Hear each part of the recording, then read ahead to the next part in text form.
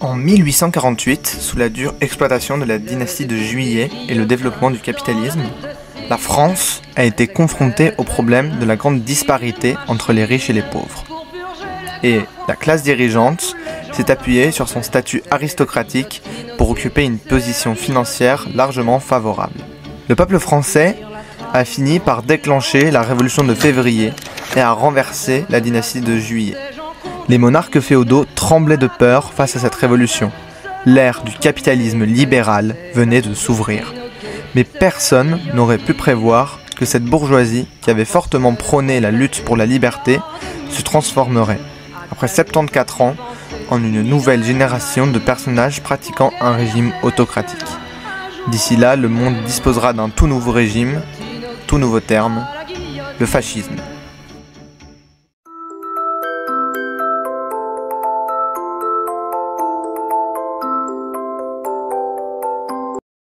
La plupart des gens pensent que le fascisme est une troisième voie à côté du capitalisme et du communisme. Les bourgeois libéraux disent qu'il s'agit d'une autre forme de socialisme et les anticommunistes disent qu'il s'agit d'une force anti-soviétique. Pour comprendre cela, il faut remonter dans l'histoire et examiner le fascisme lui-même. C'est important non seulement pour les marxistes d'aujourd'hui, mais aussi pour tous les travailleurs de comprendre ce qu'est le fascisme pour pouvoir comprendre les changements qui se produisent autour de nous aujourd'hui. Pour comprendre pourquoi la droite devient de plus en plus forte dans toute l'Europe, pour comprendre pourquoi il y a de plus en plus de répression policière et pourquoi la répression devient de plus en plus fréquente. Alors, sans plus attendre, commençons cette analyse du fascisme. Alors commençons par un peu d'histoire. Le 11 novembre 1918, la Première Guerre mondiale prit fin. Les soldats alliés quittèrent les tranchées et retournèrent dans leur pays d'origine. Ils durent faire face au déclin économique de l'après-guerre, ainsi qu'à de graves blessures et maladies. Les Alliés étaient encore plus misérables. Ils souffraient 100 fois plus de la défaite. D'un côté, il y avait le chômage, la crise économique d'après-guerre causée par le déclin de l'industrie militaire, et de l'autre, l'effondrement du régime et les troubles nationaux provoqués par la défaite. Les soldats revenaient des tranchées et des marécages, mais leur ville natale était méconnaissable. L'Italie est l'un des meilleurs exemples de cela. Bien que ce pays ait gagné la guerre, il s'est plongé dans une profonde réflexion sur la guerre mondiale en raison de ses difficultés économiques d'après-guerre et de l'acquisition de nouveaux territoires extrêmement limités. Les soldats à la retraite sont considérés par le public comme des criminels de guerre agressifs. Sous la double pression du chômage et de la pauvreté, le prolétariat s'est rapidement tourné vers les syndicats et le mouvement ouvrier, entraînant une augmentation rapide du taux de soutien au Parti socialiste italien. La bourgeoisie a tremblé face à la menace du prolétariat, mais un tournant se produit. En mars 1919, Benito Mussolini s'associe à des vétérans et à des organisations de gangs locales pour créer les faisceaux italiens de combat, s'appuyant sur la force pour combattre les activités ouvrières dans diverses régions. La bourgeoisie fut si impressionnée qu'elle établit immédiatement des contacts avec Mussolini et soutient activement le mouvement anticommuniste des faisceaux italiens de combat. Elle envoya même directement des groupes pour aider les faisceaux italiens de combat à réprimer les ouvriers. Les faisceaux italiens de combat utilisaient les terres les plus pauvres en échange pour apaiser les conflits entre paysans pauvres et propriétaires terriens, et étaient également capables d'utiliser la force pour attaquer des mouvements révolutionnaires. On peut dire qu'il était capable à la fois de compétences civiles et militaires. La bourgeoisie aimait Mussolini et les faisceaux italiens de combat. En revanche, le gouvernement italien de l'époque constitue un fardeau total pour la bourgeoisie. Non seulement il n'attaque pas le Parti socialiste, mais au nom de la démocratie et de la liberté, il maintient le système électoral parlementaire, alors que les contradictions de classe sont si intenses. Il est naturel que la bourgeoisie abandonne ce gouvernement. C'est pour cette raison qu'ils continuent d'amplifier leur soutien aux faisceaux italiens de combat. Même si ces mêmes faisceaux italiens de combat menacent le peuple par la force pour les faire voter pour leur parti fasciste. Le 28 octobre 1922, avec le soutien de la bourgeoisie, le parti fasciste envahit Rome, marquant ainsi le fait que le pouvoir politique italien était entièrement contrôlé par le parti fasciste et que l'Italie devenait un pays fasciste. C'est ainsi que le fascisme s'enracine dans les pays capitalistes. On peut simplement résumer que les contradictions de classe dans les pays capitalistes ont atteint un point critique et que la bourgeoisie a abandonné la démocratie libérale et fait tout son possible pour réprimer le mouvement prolétarien. La révolution est sur le point de se produire, et entre la fin de la bourgeoisie et un putsch, la bourgeoisie choisira toujours un putsch. Par conséquent, nous pouvons tirer la première conclusion que le fascisme est un capitalisme dans lequel les contradictions de classe ont atteint leur paroxysme. Et il est très important de souligner qu'on ne peut pas détacher le fascisme du système capitaliste, car le fascisme est l'une des 3 formes de capitalisme existant actuellement. Il existe la social-démocratie, le capitalisme monopoliste d'État classique et le fascisme, qui sont tous les 3 des systèmes qu'on nous fait passer pour étant des systèmes différents, mais qui en réalité sont tous les 3 des systèmes visant à sauver le système capitaliste dans telle ou telle circonstance. Le capitalisme monopoliste d'État est aujourd'hui la forme la plus classique de capitalisme lorsque ce capitalisme se porte bien. Mais lorsque les contradictions avec le prolétariat se mettent à se renforcer, la bourgeoisie, pour maintenir sa survie, va être obligée de donner quelques miettes au prolétariat afin de pouvoir continuer à imposer sa dictature. Ce système s'appelle la social-démocratie.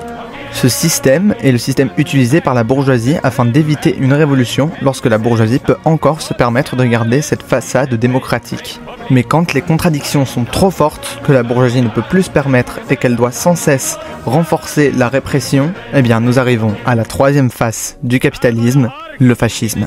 En réalité, dans ces 3 systèmes, la dictature de classe de la bourgeoisie est maintenue. Que l'on soit dans la social-démocratie, le fascisme ou le capitalisme monopoliste d'État classique, nous sommes toujours dans le parti unique de la bourgeoisie. Un parti qui n'existe pas réellement, il n'a pas de nom, il n'a pas de président, mais un parti existant bel et bien car il est celui des intérêts de classe de la bourgeoisie. Et en réalité, ce n'est que sous le fascisme que les masques tombent, que le parti unique se montre réellement. Mais le but reste le même, seuls les moyens changent. Le fascisme, c'est le capitalisme, et le capitalisme mènera toujours au fascisme. Mais bon, si vous êtes sceptique, alors continuons. Regardons l'Allemagne. Après la défaite de l'Empire allemand, le Parti social-démocrate allemand a lancé la Révolution de novembre. L'Empire allemand est tombé et la République démocratique de Weimar a été établie. Tout comme la Révolution russe de février, l'étape suivante a été une révolution prolétarienne. Cependant, le Parti social-démocrate lui-même est une force de gauche, mais il a trahi la Révolution après la Révolution de novembre, et s'est allié au corps franc pour réprimer la deuxième révolution qui a suivi. Rosa Luxembourg et Karl Liebknecht, connus comme leaders du KPD, sont morts dans la répression de l'Allemagne, devenue alors une république démocratique bourgeoise. La République de Weimar a été confrontée à une répression économique extrêmement forte. D'une part, il y avait d'énormes réparations de guerre à payer, et d'autre part, c'était la tourmente du pays. Le gouvernement de la République de Weimar a frénétiquement imprimé de l'argent pour résoudre la crise de l'économie, ce qui a finalement déclenché une grande inflation. L'inflation a fait exploser les travailleurs, et les conflits de classe se sont intensifiés. Les communistes allemands représentés par Ernst Thälmann ont lutté contre la bourgeoisie allemande dans les années 1920 et ont gagné un grand nombre de soutiens des ouvriers. Après l'éclatement de la crise économique de 1929, les contradictions de classe atteignent leur paroxysme. La bourgeoisie craignait le pouvoir du prolétariat et recherchait activement l'aide de diverses factions anticommunistes. En fin de compte, Hitler et le parti nazi allemand sont devenus le meilleur choix. La bourgeoisie a soutenu frénétiquement le parti nazi.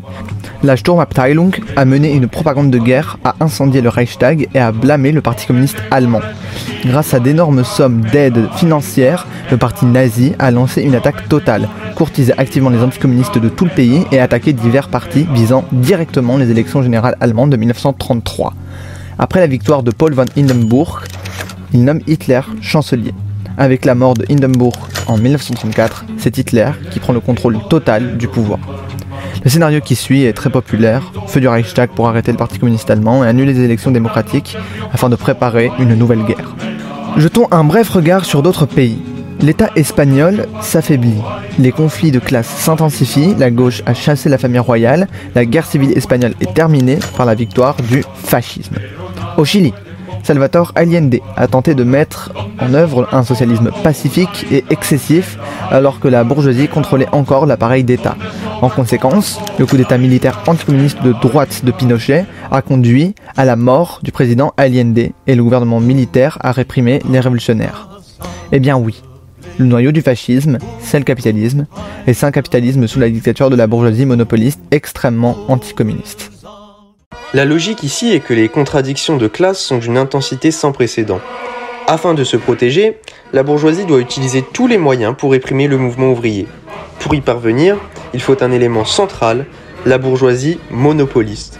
La classe bourgeoise monopoliste est la plus puissante économiquement et possède un grand nombre de sociétés holding avec une large gamme de sources de profit. Si le mouvement ouvrier se renforce, ils seront les plus touchés. De cette manière, ils deviendront l'avant-garde de l'anticommunisme. En même temps, leur forte force leur permet également de servir de représentants de la bourgeoisie. Et le fascisme l'est également dans l'impérialisme. Il est né après les temps, ce qui prouve à son tour cette logique. Ce qui précède est la manifestation politique du fascisme. Alors, quelle sera la performance économique ? Les formes économiques du fascisme sont absolument toutes étranges. Il ne semble y avoir aucune manifestation particulière de nationalisation en Allemagne, de corporatisme en Italie, de dirigisme en Espagne et au Chili. Mais à notre avis, la question centrale n'est pas la forme concrète. Tout comme lorsque nous examinons le capitalisme, nous examinons uniquement ses lois universelles. La loi universelle du capitalisme est l'économie de marché. Puisque le fascisme est le capitalisme, il doit aussi être l'économie de marché. Mais pourquoi se comporte-t-il si différemment ? Si l'on remonte dans l'histoire, après l'arrivée au pouvoir du parti nazi, la bourgeoisie monopoliste originelle est devenue encore plus sans scrupules et cruelle envers les prolétaires. En 1937, les grandes entreprises allemandes contrôlaient plus de 70% de la production et limitaient encore davantage le développement des petites entreprises, permettant à la bourgeoisie monopoliste de dévorer le marché. Dans le même temps, le système syndical de la République de Weimar était aboli, et il était interdit au prolétariat de créer des syndicats privés. Les syndicats sont supprimés sous le Troisième Reich, remplacés par un syndicat officiel obéissant à la bourgeoisie allemande, Deutsche Arbeitsfront. Le régime d'Hitler a également aboli le droit de la grève des travailleurs. En Italie, après la crise économique de 1929, le gouvernement de Mussolini a racheté d'un seul coup 3 grandes banques italiennes, Banca Intesa, Unicredit SpA et Banca di Roma, pour créer les entreprises ERI, qui contrôlaient une grande quantité du capital financier national. Le gouvernement italien est en fait devenu la plus grande bourgeoisie monopoliste et a créé des sociétés pour gouverner tous les domaines de la société. La situation était similaire en termes de syndicats. Le gouvernement de Mussolini a également encouragé les syndicats officiels à remplacer les syndicats libres, dominés par les travailleurs, afin de réprimer la lutte des classes. C'est encore plus vrai en Espagne. Après la Seconde Guerre mondiale, afin de maintenir la stabilité intérieure, le gouvernement franquiste a utilisé l'autorité de l'État pour intervenir fortement dans l'économie et a mis en œuvre le dirigisme. Quant aux syndicats et aux grèves, dans les années 1950, les grèves étaient officiellement interdites. Cependant, grâce à la lutte héroïque de la classe ouvrière, le gouvernement franquiste a promulgué la loi sur les conventions collectives en 1958, faisant des concessions au prolétariat et assouplissant les restrictions. Dans les zones minières des Asturies, en 1962, une grève générale de 300 000 travailleurs a complètement brisé le système salarial initial et la ligne fasciste du gouvernement franquiste a fait faillite. La situation du Japon est relativement particulière. Le capitalisme japonais s'est développé après la restauration Meiji. Mais le pouvoir féodal de l'empereur n'a pas été remplacé par la dictature de la bourgeoisie.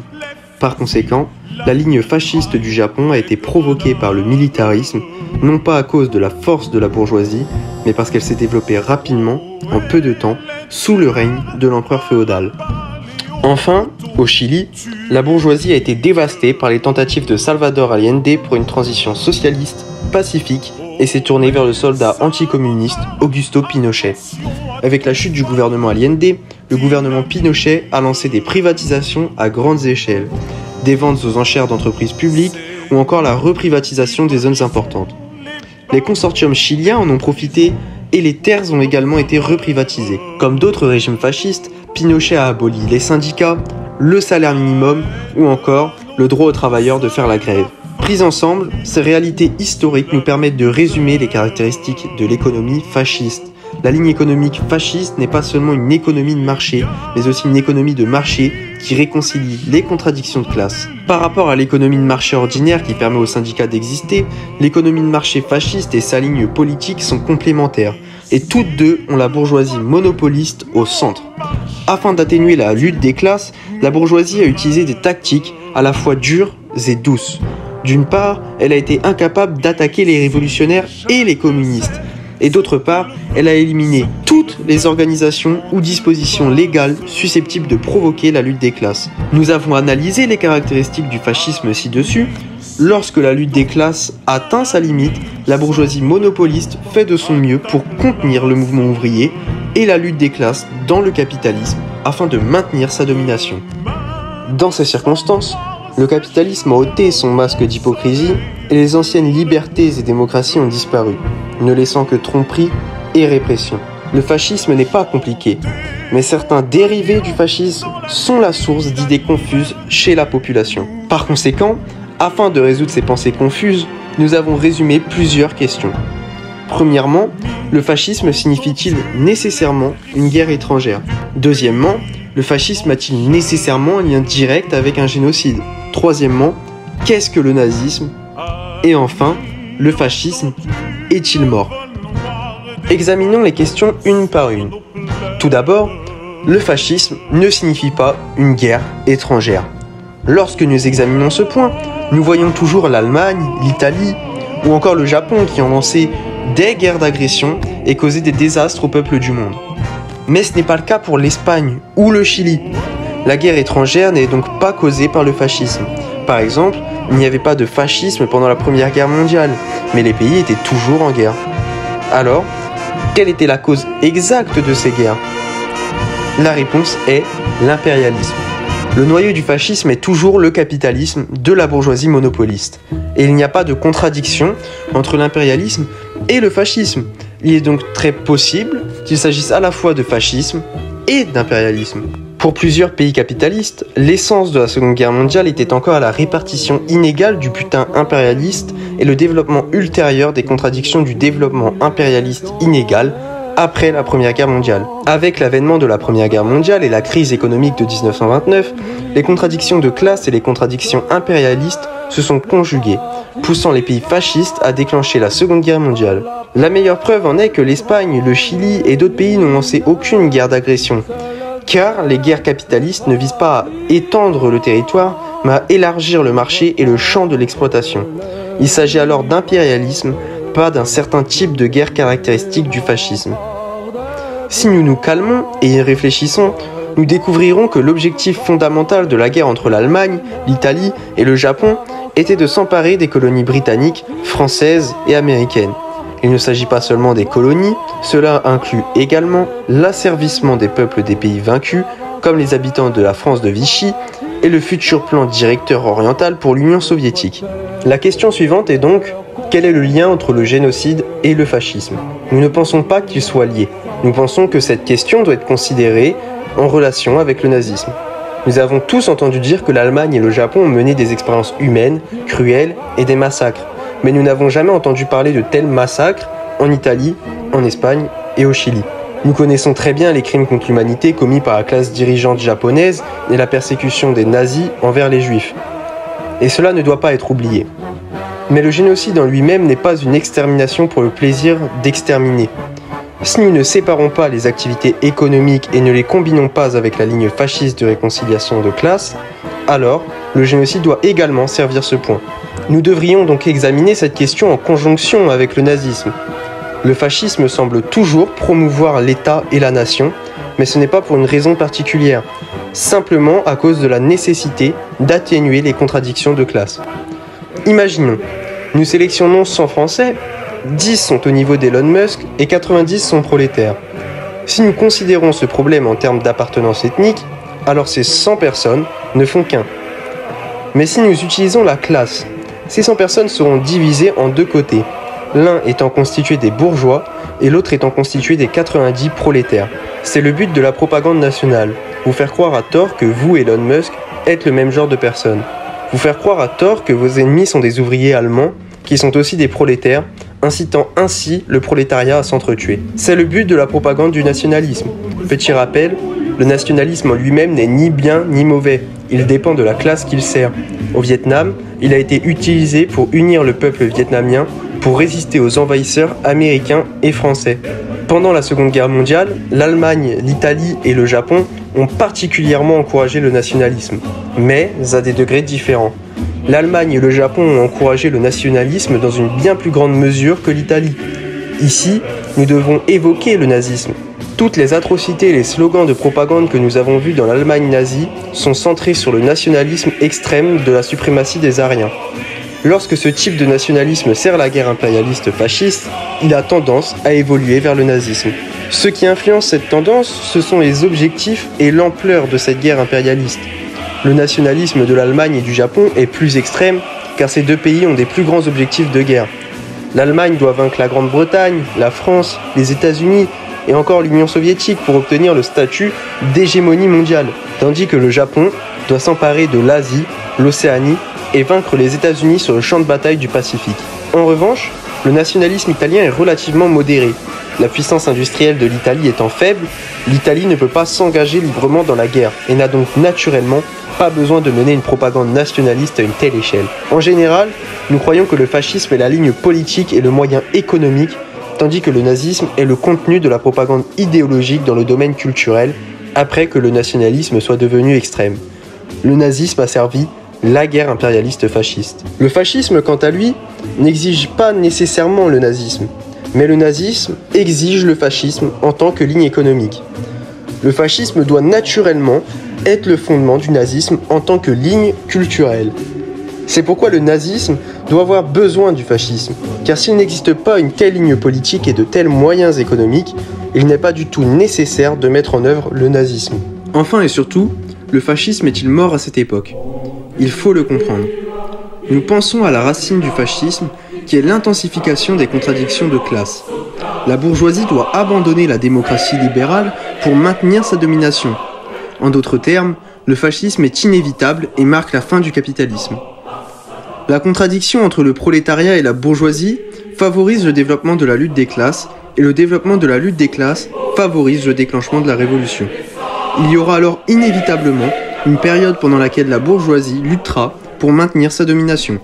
Le régime fasciste est apparu au XXe siècle parce que le pouvoir du prolétariat s'est développé jusqu'à atteindre le niveau le plus fort de l'histoire et que la bourgeoisie a été et s'est sentie absolument menacée.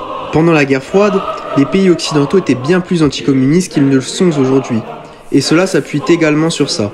Mais après la chute de l'URSS, la lutte internationale du prolétariat est tombée au plus bas, et il n'y avait plus beaucoup de menaces de la part des pays socialistes, de sorte qu'il n'était naturellement pas nécessaire de prendre de mesures aussi fortes que le fascisme.